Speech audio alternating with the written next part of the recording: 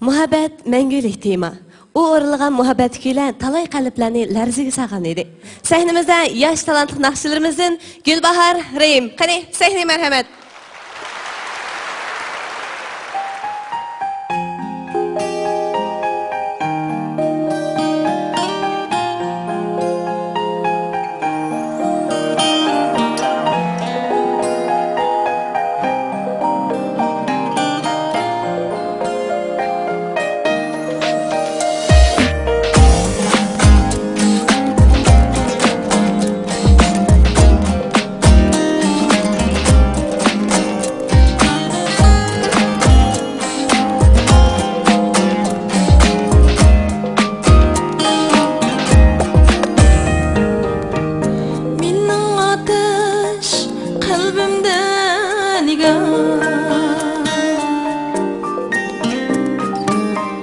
Sen açıldın köngül begimde,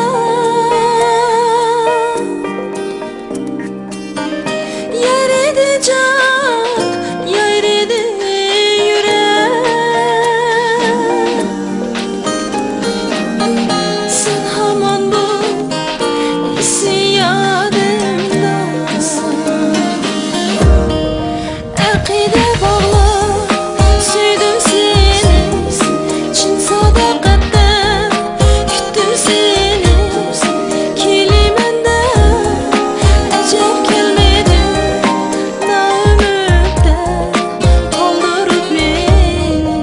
Ақидә bağlı süydüm seni, çin sadakatten küttüm seni. Kelimende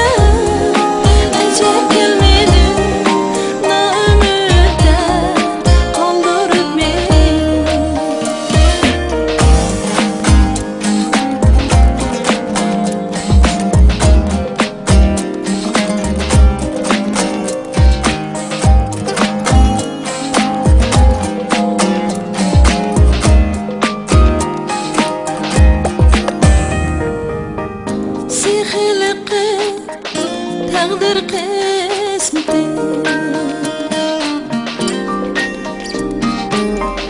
bergen seni